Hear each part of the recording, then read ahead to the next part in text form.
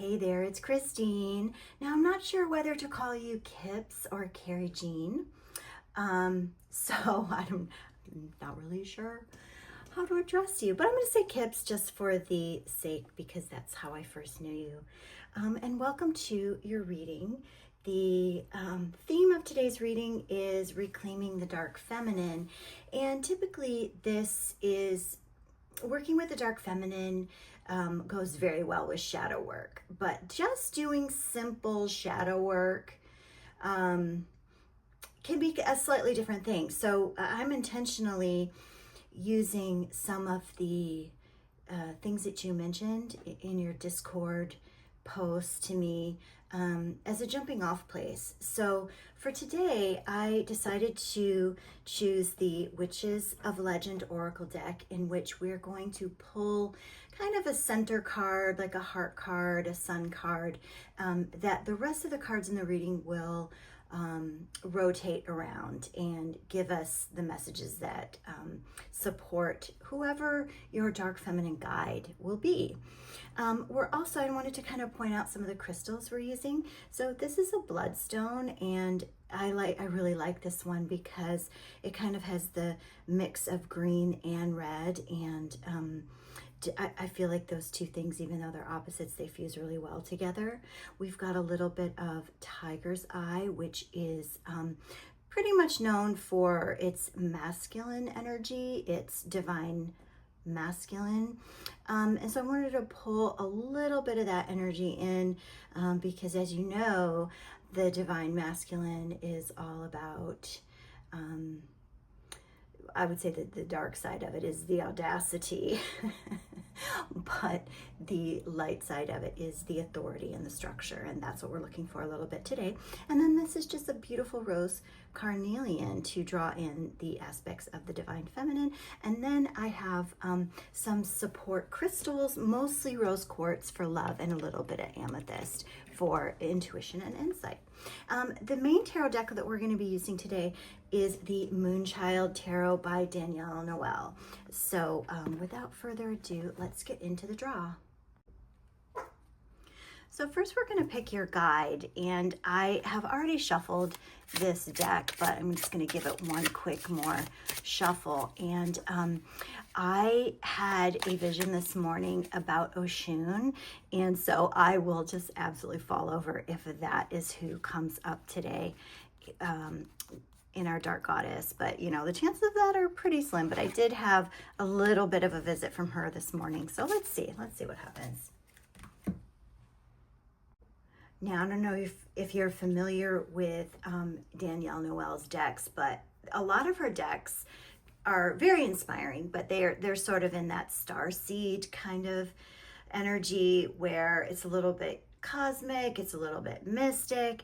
But this particular deck is the Moon Shadow, and it's very specifically meant for walking into shadow work a little bit, but in the most beautiful, gentle way. And the deck itself is gorgeous. It has these beautiful kind of mauve edges, and that you'll see the artwork is just phenomenal. So I'm all shuffled, and we're going to do a little bit of a kind of a combination set spread, intuitive spread. So I like to have gentle suggestions on the set spreads, but I always kind of end up going off book depending on what comes up. So we'll just see. We'll see how we do here.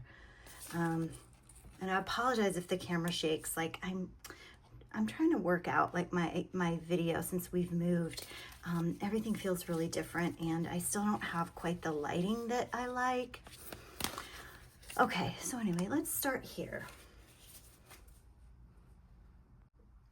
Now, you mentioned that you have been focusing heavily on your work for school, which is just having gone through the process myself, I think that that's the ideal thing to do. And I don't necessarily think that there is much room for delving into external creativity outside of that. It's really difficult, but you can begin to gently guide what will happen next, like where you're going with your fiction writing, and then what's next in terms of that. So I think a lot of people put too much pressure on themselves to, get writing right away. And there's people that do that. Rachel Holm is a great example of somebody who's able to like do school and work her romance writer career full time. But I wasn't able to do that because I'm a very slow worker. So I just wanted to point that out, because if you're putting a lot of pressure on yourself to like perform in this outside way, I don't know if it's necessary, but you know what's best for you. Remember, we're talking about intuition and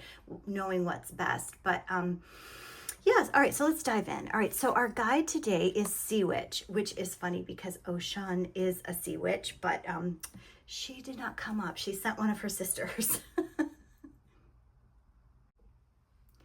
So the Sea Witch is not typically one of the, like when you think of the dark feminine, you think of witches in particular. The sea witch is probably not the one that comes up, but if you think like Ursula, like Disney has taken that sea witch energy and kind of made it into a little bit more of a darker character, like a villain character. But this particular sea witch is all about just composed judgment and knowing yourself. Like if you look at the actual Hans Christian Andersen story, it did not end well. The mermaid, I think they call her Ariel in the Disney, but I don't remember what her name was in the Hans Christian Andersen, but she basically sacrificed her whole self for this man and to be human. And so I think the best part of like the dark feminine with the sea witch is just, we are no longer sacrificing our the best parts of ourselves. So in the mermaid, she sacrificed her voice and her identity, right? We're no longer doing that. We are using the opposite of that to our advantage. And that means seeking to understand the depth of who we are. And when I think of the ocean, the sea, I think of a lot of things that are sort of frightening and unknown. And I think I always say that creativity is the relationship that you build with your subconscious. And so the sea witch is one that is prepared to go to the depths with you. All right, so under her supporting, we have the Six of Cups. And I'm just going to go ahead and turn over. All right, great. Sorry about my dog. So in this support position, I have kind of gently categorized this as the mask you wear. So the default that you go to get by. Or it could be, part of your persona that's covering something that you don't necessarily want people to see or know. And so we're talking about this in two ways. One, digging into the depth of your creativity, and two, looking at your authentic self. The other positions here, I think what I want to do is look at it like the depths, the invitation to the depths, and then the shadow, the realm of the shadow. So invitation into the depths, the realm of the shadow, which is actually quite similar. And we are going to use the Sea Witch as our guide. Okay, so let's start here with the support card. Now the Six of Cups is actually, in the context of a regular tarot reading, it is very nostalgic. The Six of Cups is wistfulness or nostalgia, like pining for something familiar. Could be like simple pleasures. It's a very like kind of feel-good feeling. But in this context, we're looking at it as, journey with the dark feminine. So this might be a mask that you wear. So it's like Are you the person that's always keeping the peace? Are you the person who feels compelled to make sure that everybody's okay and everybody's taken care of? And you might have these like hardwired behaviors that in order for you to feel peaceful, you're taking care of everybody first, right? So again, we're looking at this in the context of the dark feminine. So into the depths, what I'm really after here is what's calling you to explore the dark feminine? Like, what is waiting for you with this particular exploration? And so in there we have the Three of Cups, which is, it's a growth card. It's also emotion. Cups and water, they're always like kind of pointing toward emotions and feelings. And so this is actually, in terms of what's waiting for you after doing this work, it's synergy, kinship, almost like community. There is friendship, celebration, there's really connected, positive things. And if you look at like this just happens to be a picture of a cauldron, but in the typical tarot, it's like three people, almost like the three graces, and they're kind of hoisting these cups up to the sky in celebration. And it's like a true friendship card. So in doing this work, that could be one of the reward, where you're feeling just so much more connected and a kinship to people creatively. And that's paired with the King of Wands, and he is the visionary. He's magnetism. He is inspiration. He's also like motivation. The kings are always the emperors of whatever their suit is. So in this case, it's wands, which is creativity, fire. So he is the sort of emperor, that divine masculine energy of passion, of creativity. And it's perfect because we have this crystal representing him today. So now over here, we have two pretty heavy cards, but it's perfect for this particular type of reading. So the Ten of Swords is tens are about realization and kind of coming to conclusions, and swords are all about thoughts and belief systems. So the 10 is kind of a heavy realizations. Some consider the tens to be rock bottom, but in this particular suit of swords, of air, of belief systems, I think the 9 is actually a little bit more rock bottom, and then the 10 is a bit of the melodrama. It's like like in the cartoons where you would see the person dying and then they would sort of melodramatically continue their death and stab their own selves in the heart, kind of thing. But in the 9, it's about rumination and stress, and kind of like those things that bother you in the middle of the night and you wake up, kind of those real things. And then the 10, of course, is just like, it kind of takes it over the top, but it doesn't negate that it's painful wounds. There might be betrayal, wrapped around that. So since this is the journey with the dark feminine, we're looking at this particular pairing as the shadow. Like, so what truth or lesson is the shadow trying to reveal? And so it's paired with this 8 of Cups, and the 8 of Cups is like to me, it's almost like a very much heavier card than the 10, but it's a little bit more empowered.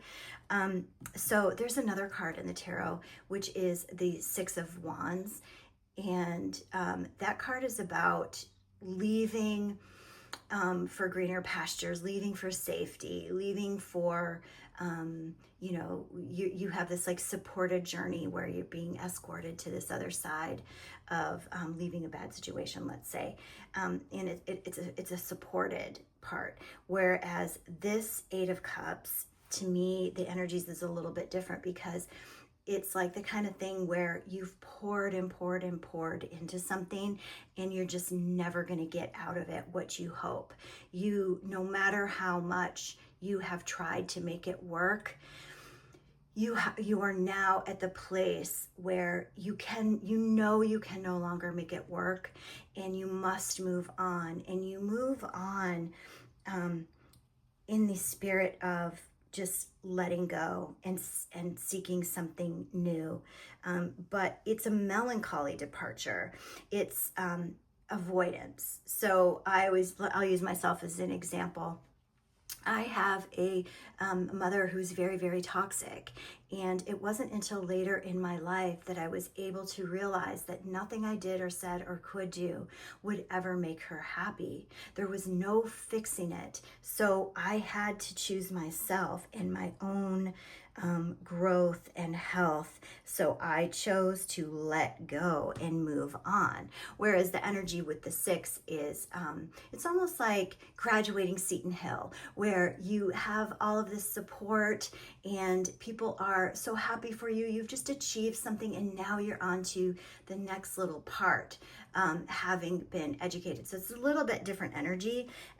So now this one is paired with the Ten of Swords. So it's indicating that, like, there is something quite heavy, something that, if we're using it in terms of literal messages, there is something in your life that you've been ruminating. It's been keeping you up at night, and everything that you know about it. And there might even be, like I said, some betrayal in there. Like, it's a very, very painful situation, one that is taking a piece of you and could, like, literally end in the demise of your creative soul. So it needs to be looked at. It's about as intense as a situation can be, and it is paired with that 8 of Cups, which is like, no, you are empowered. It's painful, but letting go is the healthiest thing you can do. And in doing so let's go back to our Sea Witch.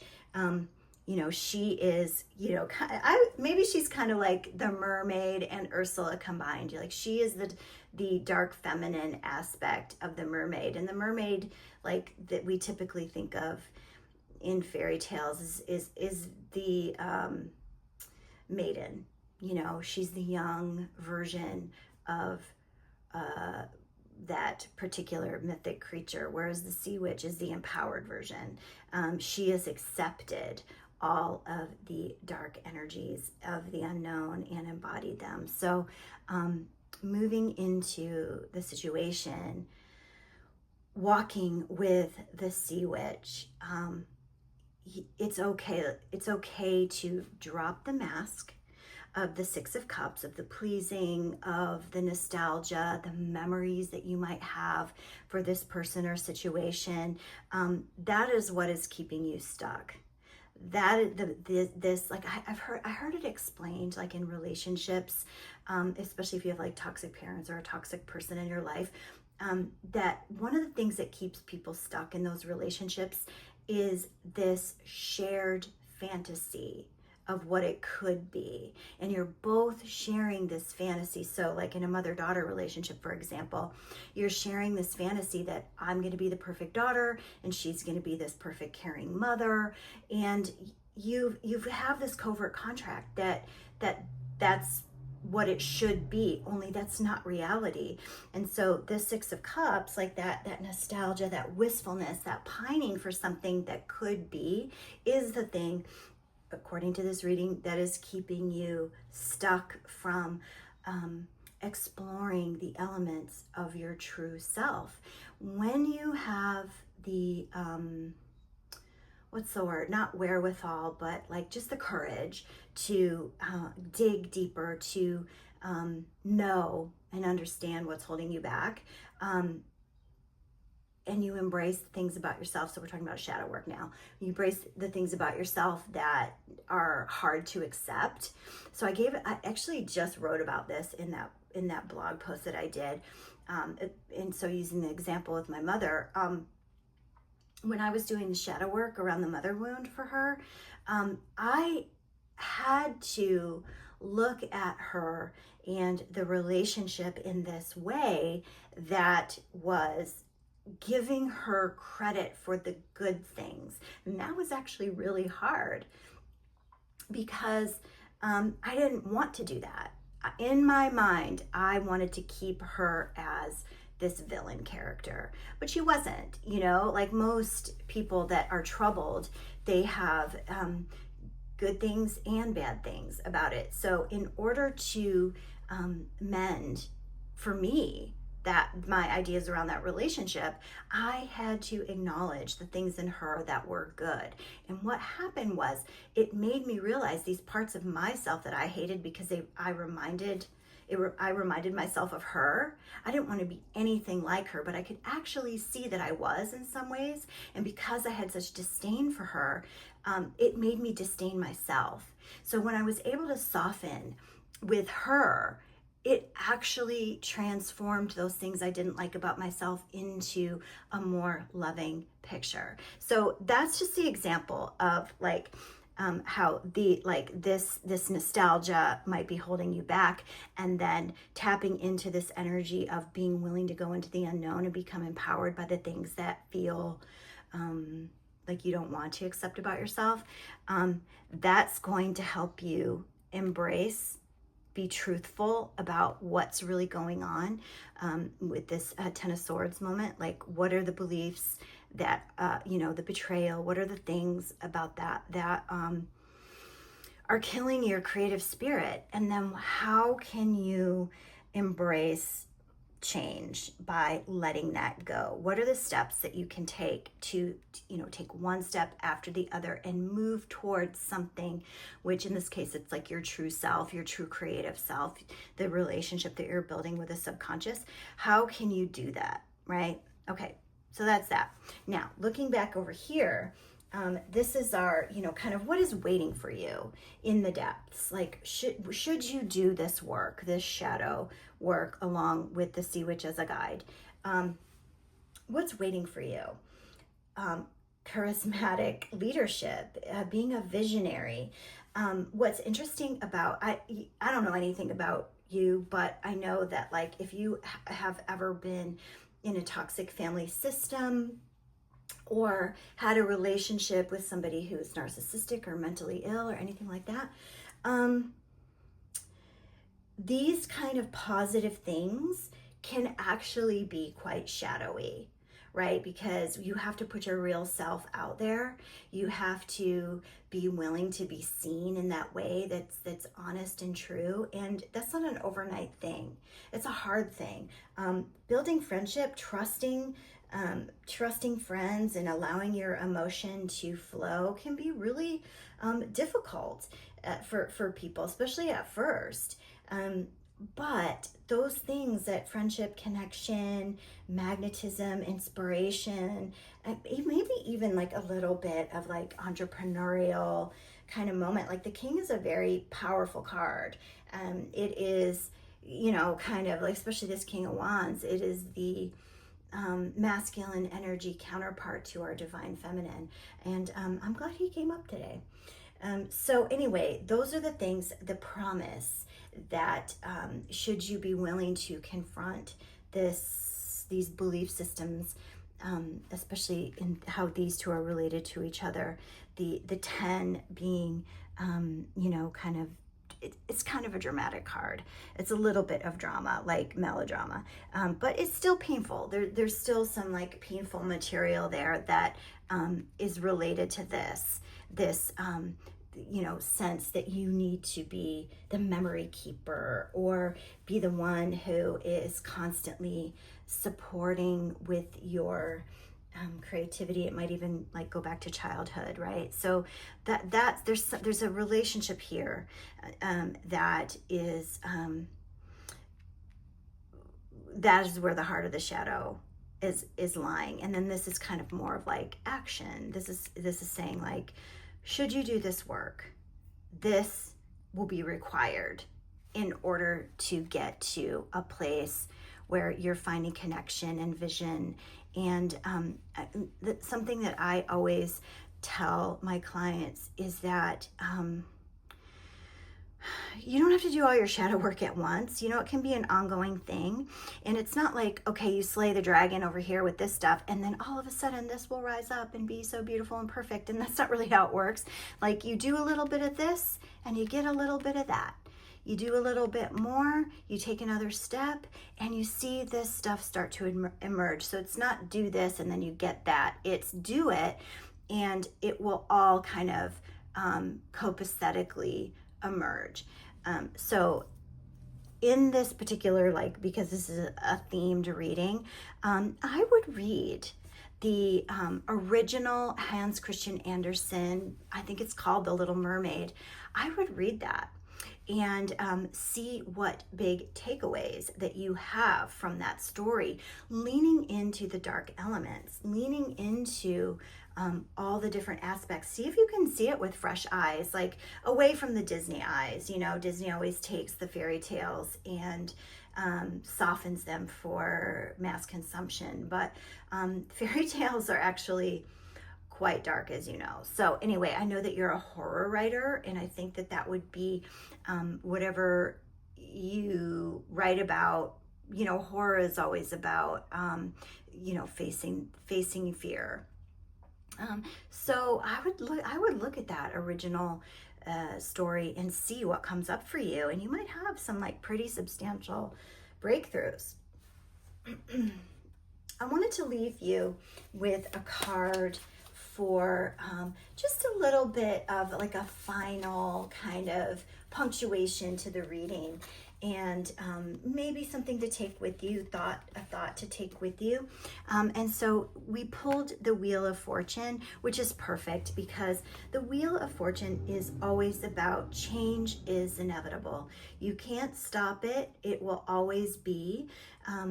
And, you know, sometimes you're on top and sometimes you're on the bottom and everything in between. So I think that that's a really good reminder that the inevitability of change, it's karma, it's luck, it's, you know, movement, it's life cycle, right? So I would say if you don't, so the thing about doing shadow work, this is the last thing I'll say, is that this dynamic is going to play out anyway, regardless if you work with it.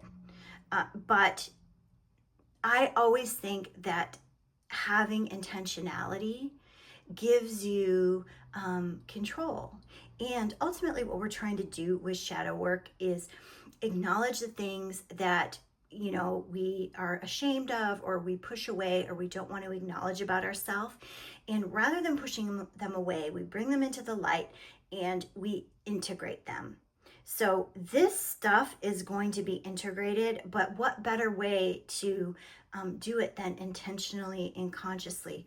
So I'm actually going to leave you in your post. I'm going to leave you some journaling prompts to use as exploration, and I will send you a picture of this reading so that you can you know, look at it, and then if you want to, you know, dig into any of the cards a little bit further. I don't know if you have a tarot deck, but you can still use all the same things. Like you can look up the Ten of Swords and the Rider-Waite-Smith, for example. Yeah, so I hope that you found this helpful. If you have any questions, I am very happy to support you and accommodate.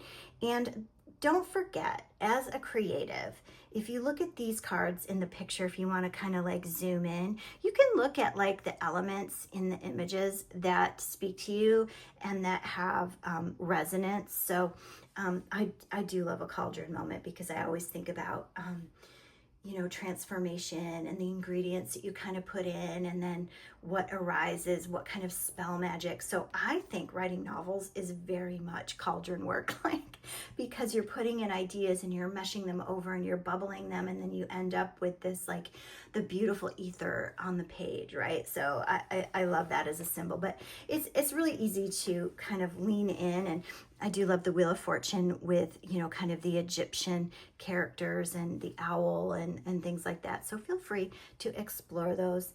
And anyway, the last thing I want to point out is that in your Six of Cups, it is an ocean card, so it kind of goes with our sea witch. So to me, it just says that there is something there to look at, something there to explore. So I hope that you found this reading helpful. It was really fun getting to know you on Discord. And yeah, let me know if you read the Little Mermaid by Hans Christian Andersen and what kind of comes up for you. I hope you enjoyed this walk with the Sea Witch, and I will see you later. Okay, bye.